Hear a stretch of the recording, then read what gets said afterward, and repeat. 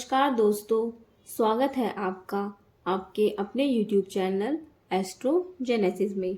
आज यहाँ हम ग्रहों के उच्च नीच के बारे में बात करेंगे और बात करेंगे जन्म कुंडली में कारक ग्रह, अति विशिष्ट कारक ग्रह और दिग्बली ग्रह कि कौन सा ग्रह किस भाव में बैठकर दिग्बली होता है और किस भाव में वो अति विशिष्ट कारक कहलाता है और किस भाव का वह कारक ग्रह है। तो बढ़ते हैं आगे वीडियो में। सबसे पहले जानते हैं ग्रहों के उच्च नीच के बारे में। सूर्य हमारा मेष राशि में होने पर उच्च का ग्रह कहलाता है। इसी प्रकार चंद्रमा वृषभ राशि में उच्च का कहलाता है। राहु मिथुन राशि में उच्च के कहलाते हैं। बृहस्पति देव कर्क राशि में होने पर उच्च के कहलाते हैं। बुध देव कन्या राशि में होने पर उच्च के कहलाते हैं। किसी की भी कुंडली में अगर बुध देव कन्या राशि में बैठे हुए हैं तो वहां बैठकर वह उच्च के ग्रह कहलाएंगे। शनि देव तुला राशि में होने पर उच्च के कहलाएंगे। केतु धनु राशि में होने पर उच्च के कहलाएंगे। वही मंगल देव हमारे मकर राशि में होने पर उच्च के ग्रह कहलाएंगे। शुक्र हमारे मीन राशि में होने पर उच्च के ग्रह कहलाएंगे। अब जानते हैं नीच के ग्रह के बारे में। जो उच्च का ग्रह अपनी सातवीं दृष्टि से जिस राशि को देखता है, उसकी सातवीं दृष्टि जिस राशि पर पड़ती है वह उसकी नीच राशि कहलाती है। वहां बैठकर ग्रह नीच का हो जाता है। जैसे कि सूर्य की सातवीं दृष्टि पड़ रही है हमारी तुला राशि पर, तो तुला राशि में सूर्य हमारा क्या नीच का होता है। तुला राशि में बैठने पर सूर्य नीच का कहलाएगा। किसी की कुंडली में अगर सूर्य तुला राशि में बैठा हुआ है तो वहां बैठकर वह नीच का कहलाएगा। मेष राशि में बैठने पर उच्च का और उसकी सातवीं दृष्टि कहाँ पड़ रही है? तुला राशि में, तो वहां बैठने पर वह नीच का ग्रह कहलाएगा। इसी प्रकार चंद्र देव हमारे वृषभ राशि में उच्च के कहलाते हैं, तो वहीं अपनी सातवीं दृष्टि जहां डालते हैं वहां वह नीच के कहलाते हैं। उनकी सातवीं दृष्टि कहाँ पड़ी है? 1 2 3 4 5 6 7 वृश्चिक राशि में। तो वृश्चिक राशि में होने पर चंद्रमा हमारे नीच के कहलाएंगे। राहु मिथुन राशि में उच्च का कहलाता है और उसकी सातवीं दृष्टि कहाँ पड़ी है? 1 2 3 4 5 6 7 धनु राशि में। धनु राशि में होने पर राहु देव नीच के कहलाएंगे। बृहस्पति देव हमारे कर्क राशि में उच्च के होते हैं और सातवीं दृष्टि अपनी कहाँ डाल रहे हैं? मकर राशि में, तो मकर राशि में वह नीच के कहलाएंगे। 1 2 3 4 5 6 7 सातवीं दृष्टि उनकी पड़ रही है मकर राशि में, तो मकर राशि में होने पर वह नीच के कहलाएंगे। बुध देव हमारे कन्या राशि में उच्च के कहलाते हैं और सातवीं दृष्टि अपनी वो कहाँ डाल रहे हैं? मीन राशि में, तो वहां वह नीच के कहलाएंगे। किसी की कुंडली में अगर हमारे बुध देव मीन राशि में है तो वह नीच के ग्रह कहलाएंगे। 1 2 3 4 5 6 7 उनकी सातवीं दृष्टि मीन राशि पर पड़ रही है, तो वहां वह नीच के हो जाते हैं, यानी कि बुध देव मीन राशि में नीच के हो जाते हैं। शनि देव हमारे तुला राशि में उच्च के होते हैं और उनकी सातवीं दृष्टि कहाँ पड़ रही है? 1 2 3 4 5 6 7 मेष राशि पर, तो मेष राशि में अगर शनि बैठे हुए हैं तो वहां बैठकर वह नीच के कहलाएंगे। किसी की कुंडली में अगर शनि हमारे मेष राशि में बैठे हुए हैं तो वहां बैठे शनि नीच के ग्रह कहलाएंगे। उसी प्रकार केतु हमारा धनु राशि में उच्च का ग्रह कहलाता है और सातवीं दृष्टि उसकी कहाँ पड़ी है? मिथुन राशि में, तो मिथुन राशि में अगर केतु किसी कुंडली में बैठा हुआ है तो वहां बैठकर वह नीच का कहलाएगा।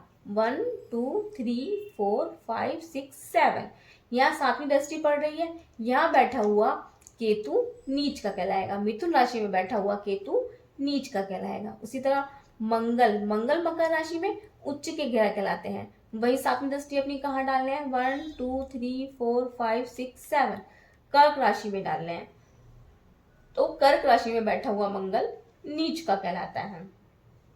उसी प्रकार शुक्र हमारे मीन राशि में उच्च के कहलाते हैं और सातवीं दृष्टि अपनी कहाँ डालने हैं? 1 2 3 4 5 6 7 कन्या राशि पे डालने हैं। बुध की राशि कन्या पर डालने हैं, तो कन्या राशि में बैठे हुए शुक्र नीच के कहलाते हैं। कन्या राशि में बैठे हुए शुक्र नीच के कहलाते हैं। आपको समझ में आ गया होगा कि ग्रह उच्च का किस राशि में होता है और नीच का किस राशि में होता है। सूर्य मेष राशि में उच्च के होते हैं, चंद्रमा वृषभ में, राहु मिथुन में, बृहस्पति कर्क में, बुध कन्या राशि में, शनि तुला में, केतु धनु में, मंगल मकर में, शुक्र मीन में। यानी कि इन राशि में बैठे हुए ग्रह अपने ये उच्च के ग्रह कहलाते हैं। वहीं सूर्य तुला में, चंद्र वृश्चिक में, मंगल कर्क में, बुध मीन में, गुरु मकर में, शुक्र कन्या में और शनि मेष में, राहु धनु में, केतु मिथुन में। इन राशि में बैठे हुए ग्रह नीच के ग्रह कहलाते हैं। अब जानते हैं ग्रहों की डिग्रियों के बारे में कि किस डिग्री में बैठा हुआ ग्रह मेष राशि में बैठा हुआ ग्रह मेष राशि में अगर सूर्य बैठे हैं तो कितने डिग्री पे वह उच्च के होंगे और कितने डिग्री पे वह सामान्य फल देंगे। कोई भी ग्रह कितने डिग्री तक वह उच्च का कहलाएगा उस राशि में और कितने डिग्री पे वह नीच का कहलाएगा, इसके बारे में जानते हैं। तो सूर्य मेष राशि में 10 डिग्री तक ही उच्च के कहलाते हैं, उसके बाद वो सामान्य फल देते हैं। इसी तरह चंद्रमा वृषभ राशि में 3 डिग्री तक ही उच्च के कहलाते हैं, उसके बाद वो सामान्य फल देते हैं। राहु मिथुन राशि में 15 डिग्री तक ही उच्च के कहलाते हैं, उसके बाद वो सामान्य फल देते हैं। बृहस्पति कर्क राशि में हमारे 5 डिग्री तक ही उच्च के कहलाते हैं, उसके बाद वो सामान्य फल देते हैं। बुध कन्या राशि में 15 डिग्री तक ही उच्च के कहलाते हैं, उसके बाद वो सामान्य फल देते हैं। उसके बाद वो स्वराशि कहलाते हैं और फल उसी हिसाब से देते हैं। शनि तुला राशि में 20 डिग्री तक उच्च के होते हैं, उसके बाद वो सामान्य रिजल्ट देते हैं। केतु धनु राशि में 15 डिग्री तक ही उच्च के कहलाते हैं, उसके बाद वो सामान्य रिजल्ट देते हैं। मंगल मकर राशि में 28 डिग्री तक ही उच्च के होते हैं, उसके बाद सामान्य रिजल्ट। शुक्र मीन राशि में 27 डिग्री तक ही अपने उच्च के फल देते हैं। यानी कि ये सारे ग्रह अपनी इन राशियों में बैठकर अपनी कुछ विशेष डिग्रियों पर ही उच्च के फल देते हैं, उसके बाद वो सामान्य फल देते हैं। आपको इन ग्रहों के उच्च राशि और उनकी डिग्रियों के बारे में अच्छे से जान लेना है, समझ लेना है, याद कर लेना है, ताकि आपको आगे सीखने में आसानी हो। इसी प्रकार सूर्य 10 डिग्री तक की तुला राशि में नीच के होते हैं, उसके बाद वो सामान्य फल देते हैं। चंद्रदेव 3 डिग्री तक की वृश्चिक राशि में नीच के होते हैं, उसके बाद वो सामान्य फल देते हैं। मंगल देव 28 डिग्री तक की कर्क राशि में नीच के होते हैं, उसके बाद वो सामान्य फल देते हैं। बुध 15 डिग्री तक की मीन राशि में नीच के होते हैं, उसके बाद वो सामान्य फल देते हैं। गुरु 5 डिग्री तक की मकर राशि में नीच के होते हैं, उसके बाद वो सामान्य फल देते हैं। शुक्र हमारे 27 डिग्री तक की कन्या राशि में नीच के होते हैं, उसके बाद वो सामान्य फल देते हैं। शनि 20 डिग्री तक की मेष राशि में नीच के होते हैं, उसके बाद वो सामान्य फल देते हैं। राहु धनु राशि में 15 डिग्री तक ही नीच के होता है, उसके बाद वो सामान्य फल देता है। केतु 15 डिग्री तक ही मिथुन राशि में नीच के होते हैं, उसके बाद वो सामान्य फल देते हैं। आपने ये समझ लिया होगा ग्रहों का कि किस राशि में बैठकर वो उच्च का होता है और अपनी 7वीं दृष्टि जहां डालता है वह राशि उसकी नीच की कहलाती है। और उनकी डिग्रियां कुछ विशेष डिग्रियां हैं, ये आपने समझ लिया होगा अच्छे से, आपको अच्छे से समझ में आ गया होगा इन ग्रह की कौन कौन से ग्रह किस किस राशि में बैठकर उच्च के कहलाते हैं और किस में बैठकर नीच के कहलाते हैं। किसी की कुंडली में अगर किसी शनि अगर 7th में बैठे हुए हैं तो वह उच्च के कहलाएंगे और उनकी डिग्री भी देखी जाएगी। यानी कि शनि 20 डिग्री तक उच्च के कहलाते हैं, तो उसकी डिग्री देखनी पड़ेगी कि कितनी डिग्री पर बैठे हुए हैं। अगर वो 20 डिग्री पर बैठे हुए हैं तो वो उच्च के कहलाएंगे। 20 डिग्री में तुला राशि में शनि बैठे हुए हैं तो उच्च के कहलाएंगे, और अगर उससे ज्यादा डिग्री है तो वो सामान्य फल देंगे। बृहस्पति देव कर्क राशि में 5 डिग्री में अगर किसी की कुंडली में बैठे हुए हैं तो वह उच्च के कहलाएंगे और अच्छे परिणाम देंगे। अगर उससे ज्यादा उनकी डिग्री है तो वो सामान्य रिजल्ट देंगे। वहीं बुध कन्या राशि में 15 डिग्री तक ही उच्च के होते हैं, उसके बाद वो स्वराशि हो जाते हैं। चंद्रमा वृश्चिक राशि में 3 डिग्री तक नीच के होते हैं, उसके बाद वो नीच के नहीं माने जाएंगे। तो बहुत लोग अपने नीच कुंडली में नीच के ग्रह देख के ये डर जाते हैं कि हमारी कुंडली में ये ग्रह नीच का बैठा हुआ है, अच्छा रिजल्ट नहीं देगा। तो आपको उसकी डिग्री भी चेक कर लेनी चाहिए कि ग्रह किस डिग्री तक ही नीच का होता है और किस डिग्री तक उच्च का होता है, ये दोनों अच्छे से समझ लेना चाहिए। अब बढ़ते हैं आगे।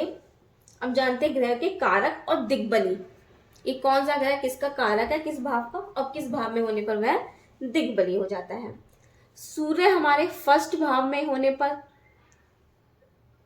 और सूर्य हमारे फर्स्ट भाव के और नवम भाव के कारक ग्रह हैं, और दशम में होने पर वह दिग्बली हो जाते हैं। दशम में होने पर वह दिग्बली हो जाते हैं। फर्स्ट और नवम के वो कारक हैं, और दशम में अगर सूर्य बैठे हैं तो वहां बैठकर वह दिग्बली हो जाते हैं। चंद्रमा फोर्थ हाउस में का कारक है, चंद्रमा फोर्थ हाउस का कारक है, और फोर्थ हाउस में ही वह दिग्बली भी होता है, और चौथे भाव में ही वह दिग्बली भी होता है। इसी तरह मंगल तीसरे और छठे भाव के कारक ग्रह हैं। मंगल हमारे तीसरे और छठे भाव के क्या है, कारक ग्रह हैं। मंगल तीसरे और छठे के कारक ग्रह हैं, और दशम में अगर मंगल है तो वह दिग्बली हो जाते हैं। दशम में अगर मंगल बैठा हुआ है किसी की कुंडली में तो वहां बैठ के वह दिग्बली हो जाता है। इसी तरह बुध देव हमारे फोर्थ और 10th हाउस के कारक ग्रह हैं। बुध देव हमारे फोर्थ और 10th हाउस के कारक ग्रह हैं, और फर्स्ट हाउस में बैठने पर वह, फर्स्ट भाव में बैठने पर वह दिग्बली हो जाते हैं। फर्स्ट भाव में बैठने पर वह दिग्बली हो जाते हैं। बृहस्पति देव हमारे दूसरे, पांचवें, नवे, 10वें, 11वें के कारक ग्रह हैं, और फर्स्ट भाव में बैठने पर यह दिग्बली हो जाते हैं। फर्स्ट भाव में बैठने पर दिग्बली हो जाते हैं। शुक्र हमारे 7th भाव का कारक ग्रह है। शुक्र हमारे 7th भाव का कारक ग्रह है, और 4th हाउस में यहाँ पे बैठने पर वह दिग्बली हो जाता है, यानी कि यह शुक्र 4th हाउस में दिग्बली माना जाता है। शनि हमारे 6वें, 8वें, 10वें और 12वें के कारक ग्रह हैं। 6, 8वें, 10वें और 12वें के कारक ग्रह हैं, और 7th हाउस में बैठने पर वह दिग्बली हो जाते हैं, और 7th भाव में बैठने पर दिग्बली कहलाते हैं। इसी तरह राहु केतु छाया ग्रह हैं। राहु को तीसरे, छठे और 10वें का कारक ग्रह माना गया है। तीसरे, छठे और 10वें का। इसी तरह केतु को दूसरे और 8वें का कारक ग्रह माना गया है। अब जानते हैं अति विशिष्ट कारक ग्रह हमारे क्या होते हैं। अति विशिष्ट कारक ग्रह हमारे वह ग्रह हैं जो जिस भाव में बैठते हैं उस भाव में बैठकर वृद्धि करते हैं, यानी कि उस भाव के प्रभावों को बढ़ा देते हैं। वहां बैठकर वह अपना अच्छा रिजल्ट देते हैं। सूर्य हमारे फर्स्ट हाउस के, और सूर्य हमारे फर्स्ट हाउस में कारक ग्रह है, और 11th हाउस में ये अति विशिष्ट कारक हो जाते हैं। यहाँ बैठने पर ये अति विशिष्ट कारक हो जाते हैं।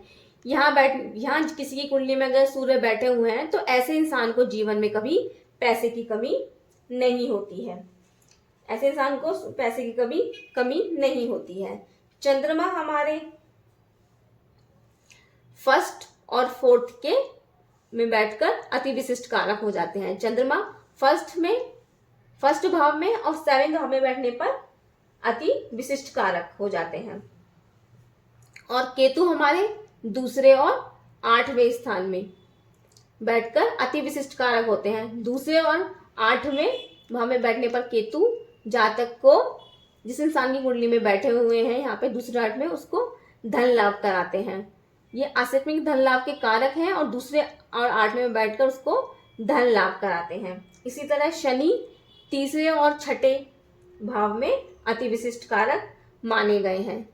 6th हाउस में बैठकर शनि शत्रुहंता बनाते हैं। ऐसा इंसान अपना शत्रु पर विजय प्राप्त करता है, उसकी शत्रु उससे हार जाते हैं। शनि यहाँ पे बैठकर उसको शत्रुहंता बनाते हैं। शुक्र हमारे 4th हाउस में अति विशिष्ट कारक, 7th में और 12th में अति विशिष्ट कारक माने गए हैं। किस किस में है? 4th में, 7th में और 12th में। सबसे पहले नंबर है 12th में, सबसे ज्यादा उनको अति विशिष्ट कारक। सबसे पहले नंबर पे 12th को, फिर 4th को, फिर 7th में। ये शुक्र इनमें बैठकर अति विशिष्ट कारक कहलाते हैं। इन्हें 4th में बैठकर वो सारी सुख सुविधाएं इंसान को प्राप्त कराते हैं। घर, मकान, वाहन, मोटर, कार सब दिलाते हैं, सारा उसके पास होता है। अति विशिष्ट कारक ग्रह यहाँ बैठता है शुक्र जैसे, तो उनको सब दिलवाते हैं, सब उनके पास होता है।